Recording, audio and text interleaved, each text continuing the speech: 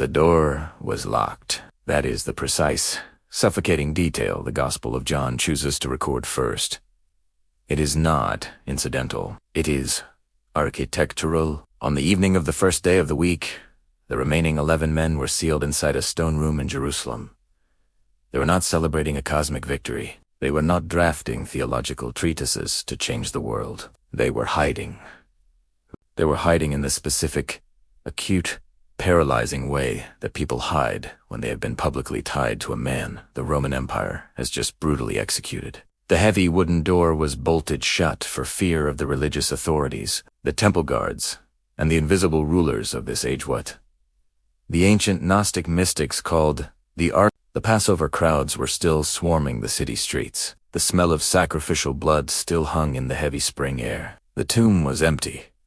Yes, but the disciples did not yet possess a cognitive or spiritual framework to understand what an empty tomb actually meant. The frantic testimony of Mary Magdalene, apostle to the apostles, the one who possessed the highest degree of Gnosis, had fallen on deaf, terrified ears. Her words, Luke records, seemed to them like absolute nonsense. Because human beings, trapped in the density of the material matrix, do not naturally believe in the impossible. They believe in gravity.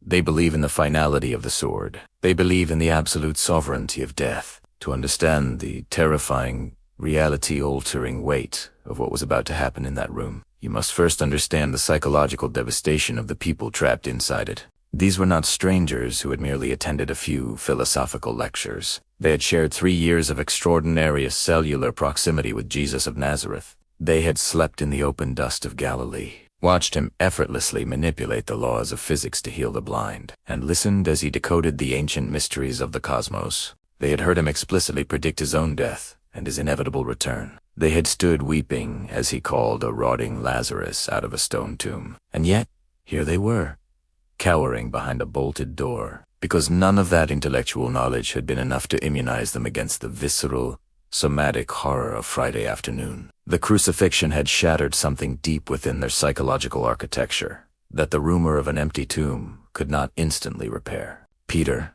specifically, was carrying a crushing, suffocating weight. He had sworn, with the arrogance of the uninitiated, that he would die before betraying his master. Yet, in the freezing courtyard of the high priest, warming his hands at a charcoal fire, he had denied knowing Jesus 3 times. The Greek word Luke uses to describe Peter's subsequent weeping is bitter, violent grief. It is the grief of a soul violently colliding with its own capacity for cowardice. He had not seen Jesus since that agonizing moment of eye contact across the courtyard. He did not know if he was forever exiled from the divine. Thomas was not in the room.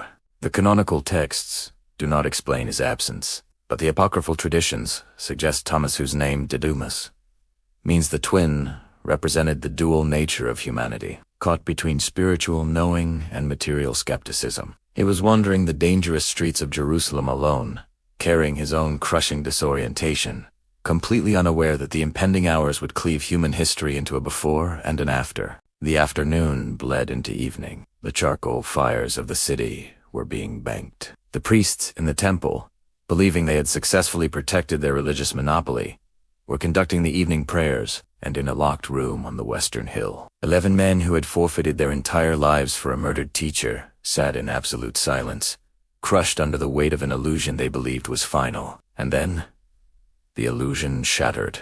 Without the heavy wooden door opening, without the sliding of an iron bolt, without a single warning of atmospheric shift, he was there, standing dead center in the middle of the room. He did not walk through the door, it manifested. The esoteric traditions understand this, not as a ghost passing through walls, but as a master of the pleroma, the divine fullness projecting a highly advanced frequency-dense light body directly into the material dimension. And the very first thing he said was, "Peace be with you."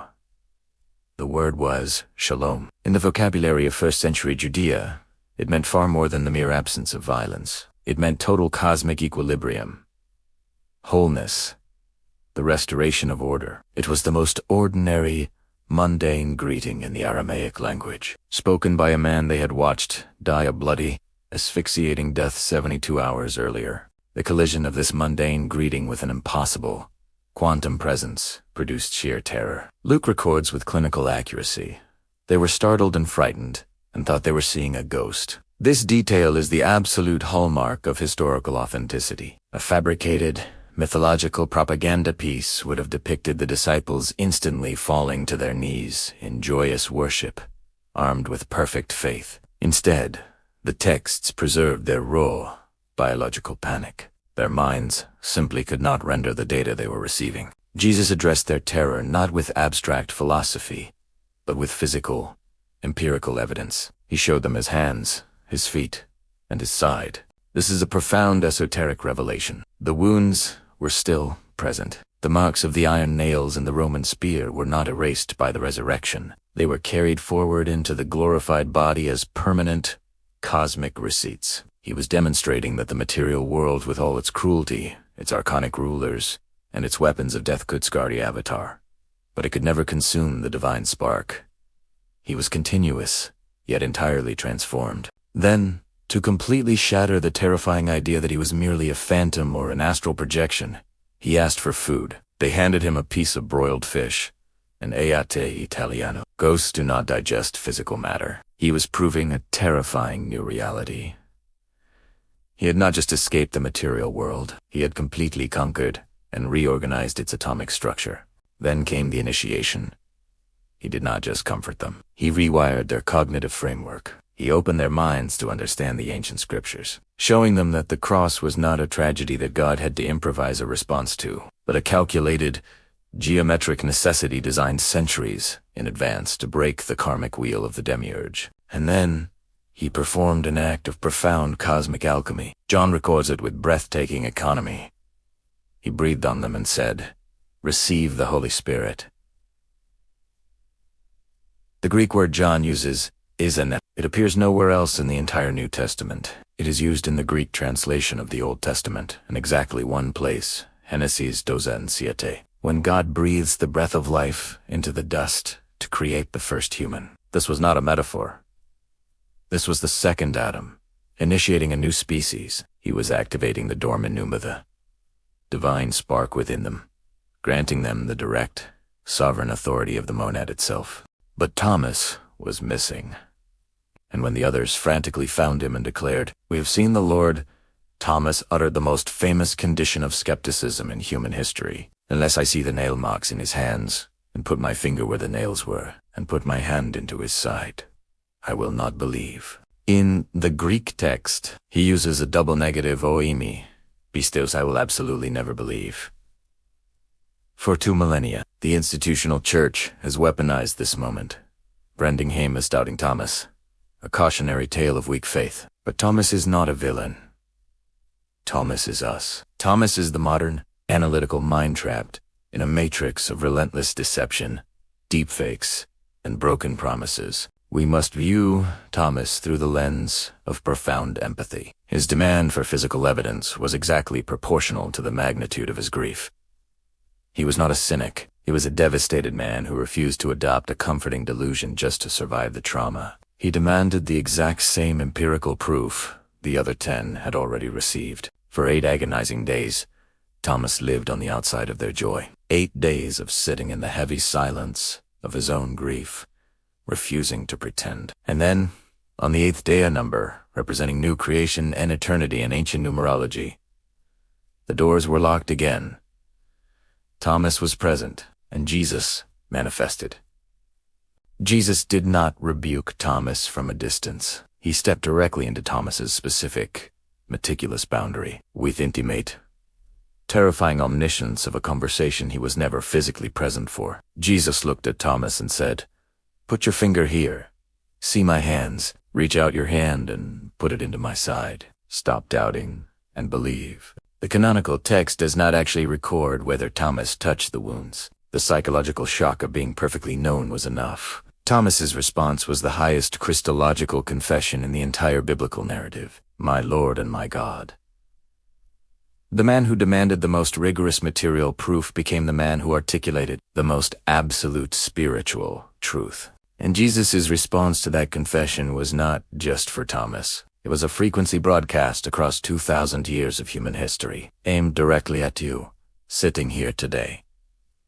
Because you have seen me, you have believed. Blessed are those who have not seen and yet have believed. This is the ultimate modern parallel. We live in an age dominated by the five senses, enslaved to the material evidence dictated by the rulers of this physical realm. We demand to touch the wounds before we trust the divine. But Jesus was establishing a new, higher technology of consciousness. The faith that arrives through internal resonance, through the activation of the divine spark, through the unbroken chain of ancient testimony, is not a second-class faith. It is it is the ultimate blessing of the awakened mind. The locked room on that Sunday evening is not merely a historical footnote.